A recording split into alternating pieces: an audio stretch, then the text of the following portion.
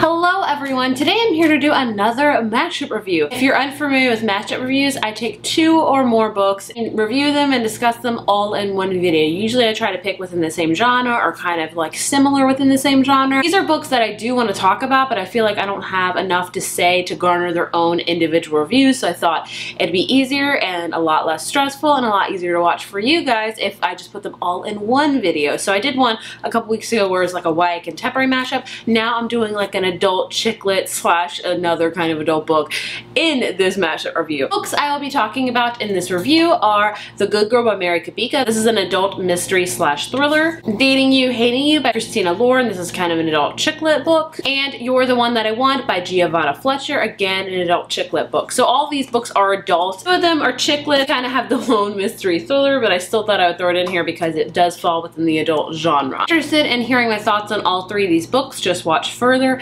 However, if you're interested in hearing my thoughts on one particular book that I'm talking about today, I will leave timestamps down below in the description box letting you know what time I talk about which book. So that way it can help you in case you want to hear about one book instead of all 3 of them. Without further ado, let's get into this mashup review. The first book I will be talking about today is The Good Girl by Mary Kapika. Like I said, this is an adult thriller plus mystery book. This is all about a girl named Mia, and one night Mia goes to a bar and she's supposed to meet her on and off again boyfriend, only he doesn't show up, so she kind of goes home with a stranger, and apparently that stranger has been like, apparently that stranger's job is to kidnap her and deliver her to these people, but instead of delivering her to these people, he kind of takes her out to this cabin out in the middle of nowhere and kind of holds her hostage because he just doesn't know what to do. So it's all about that happening, and it's all about her mom and the detective trying to find Mia constantly. It has kind of like a before and after timeline, which a lot of mysteries do, like a before it happened or like while it's happening, and then like after this whole event happened, so you're trying to constantly figure out why Mia was supposed to be kidnapped, and like why was she supposed to be delivered to these people and what's going on with that, like who did it, and you're also trying to figure out who is this guy that is like was supposed to deliver to these people but actually took her out to this cabin. So it's I will say I did like this book. I'm not gonna lie to you. Mary Kapika's writing just quickly pulls you in. I do like mystery and thrillers. I'm still working my way into the genre, like tipping my toes in the water, but I did enjoy this one a lot. I will say I did guess the ending. I'm surprised at because I'm usually not that great at it, but I did guess it. But I do like the twist that she did. I do like the twist that she did have with the ending. Like you really don't know what happens like the last 5 pages, which I think is great because it really adds to the whole mystery thriller aspect. If you're wondering if you'll guess the ending or not, I wouldn't say it's easy to guess, but I feel like if you just like kind of run through all the scenarios in your head, you'll eventually guess it. I don't know. I really liked this book overall. It was very, very fast paced. I read this in like 2 days because I just want to know what happened, what was, you know, going to be the result of this, and you know, things of that nature. But this was a solid mystery thriller. It's not my most favorite I've ever read, but I still enjoyed it. I gave this book a 3.5 out of 5 if we want to get technical here, but I will say out of everyone I've talked to, this is not one of their favorite Mary Kapika books. I'm actually planning to read Don't You Cry next by her, which is everyone's favorite I've heard. So I'm interested in reading more of her books because I like the way she writes. It grips you and it pulls you in, and you don't want to put the book down, which is what I'm looking for in a mystery, if I'm honest with you. I'm not so looking much for like the gore, but I'm looking for like the mystery aspect and like, will this book suck me in? And this book definitely sucked me in. So overall, I would recommend it if you're interested in mystery and thrillers, especially if you're kind of new to the genre. I definitely would recommend this book. The next book I want to talk about is Dating You, Hating You by Christina Lauren, and this is actually 2 authors with their first names mashed up together, and they have written a plethora of books together. I think they wrote the Beautiful Bastard series, I think, which I have yet to read. I honestly saw this book in Target one day and it caught my eye, and I've heard a little bit about this author, so I decided to give it a go. And I have to say, I really enjoyed it. I honestly wasn't expecting to like it as much as I did. It's not my favorite chick lit book that I've ever read, but it's a solid one at that. This follows 2 main characters, Evie and Carter, and both of them are kind of Hollywood agents, and they basically meet and they definitely fall in like, but they learn that they're both Hollywood agents and they work at competing firms, so they're like not sure if their romance will work out, but they still try to give it a shot and start, you know, forming a relationship. actually their companies merged, so they're both kind of vying for the same job because there's only like one spot left and they both want that spot. So they're kind of they're not just co-workers, but they're like fighting for a particular job. So of course the romance kind of goes off course because they're like, oh crap, my career. And it's really all about that. I will say it is an adult book, so it's got some steamy parts in it, but not too many steamy parts, which I enjoyed. It was mostly about their career and how they're both Hollywood agents and how they struggle with dealing with that in their personal life and dealing with celebrities and like trying to find deals and signing contracts and, you know, signing and getting particular movies. I really enjoyed reading about them and, you know, being agents. Whenever I think of Hollywood agents, I immediately think of Ari Gold from Entourage and the like craziness that character was. And it's good to see that like not all Hollywood agents are like that, but I really like the hustle and bustle of learning about Hollywood life and how they juggle everything with being Hollywood agents. And I love the romance in this book. This book has alternating point of views between Carter's and Evie's, and I really enjoyed it. I liked their chemistry. I found this to be a fast-paced book, and I just really enjoyed it overall. It's a solid chick lit book, and I would definitely recommend it. If you're like me and wasn't really interested in like a book called Beautiful Bastard, honestly, because of the title, I'm not gonna lie to you.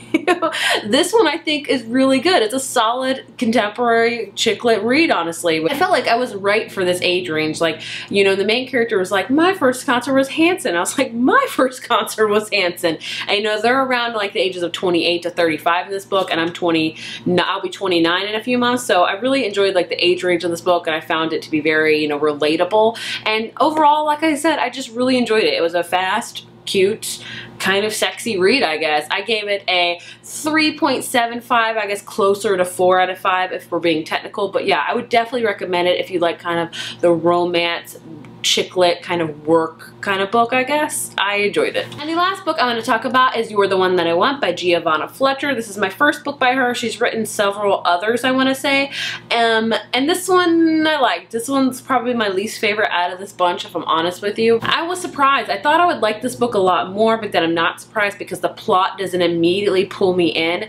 This is honestly a book kind of about a love triangle, but not really is the best way to describe it. It's about a girl named Maddie, and the beginning of the book, like the very first 3 pages, she is walking down the aisle at her own wedding, and she's walking to meet her groom Rob, and she's been in love with Rob, but she's actually also kind of in love with the best man, Ben, and they have all been friends ever since they were like 11 years old. So this book starts off with them at the wedding, and then it quickly goes back in time to like chronologically age, so you kind of see, and this has alternating chapters between Maddie, our main character, and Ben, the best man at the wedding, not the groom. And they kind of go chronologically, like it'll say Maddie age 11, and it'll say Ben age 12. And so it's all about really their life and how they grew up together and how they kind of fell in love. And you know, Maddie falling in love with Robert and not Ben, but Ben really having all of these unrequited feelings for Maddie. So it's kind of like a love triangle, if you will. I wouldn't say like 100% love triangle, but so it's got that kind of mystery of like, will she end up marrying Robert, or will she end up marrying Ben, his best friend, and her best friend? It's honestly all about their relationship, Maddie, Robert's, and Ben's, and how they all kind of, you know, how Robert and Ben fell in love with the same girl, and Maddie's really struggling with like, she loves Robert, but she also loves Ben. And I just like this book. I think the main thing I didn't like about it was the constant like wondering who's she gonna pick, because I'm not honestly a fan of love triangles in general, and I feel like YA books are saturated with them, so I wasn't really thrilled about reading an adult chick lit book about a kind of a love triangle. But I also wasn't in love with the whole kind of plot of how it just kind of went. I felt it kind of dragged, honestly. I did like the writing style, and I do want to read more of Giovanna Fletcher's books. I can understand the appeal of it. She writes very simplistically and draws you in, and you really care about these characters, and you want to see what they, you know, envision themselves as and what they want to be, and you know, you care about them and you want to see how their decisions pan out. So I will say this wasn't my favorite chick lit read I've ever read. It was just a kind of okay one for me. I would recommend it if you do like the genre of chick lit and read a ton of it, but if you're just getting into the genre, I don't know if I would recommend this one first up, but I enjoyed it. It wasn't a bad read by any means. I think I just personally did not like it, but of all the reviews I've read in it, people kind of feel the same way. They really recommend Billy and Me by her, which I've already bought and plan on reading it because, like I said, I do enjoy her writing style. So I give this book a 3 out of 5, which is a solid middle of the road book book for me, so I would guess I would recommend it. I'm not saying it's a horrible book by any means. So there you have it, my thoughts and opinions on these 3 books. If you have read any of these books, please let me know your thoughts and opinions. Did you have the same feelings as me? Did you not? Did you love these books? Did you not love these books? I would love to know your thoughts and opinions, and I hope you guys are enjoying these Mashup reviews. I really enjoy filming them. I feel like it's just great to have one video to really talk about and delve into 3 books in one video.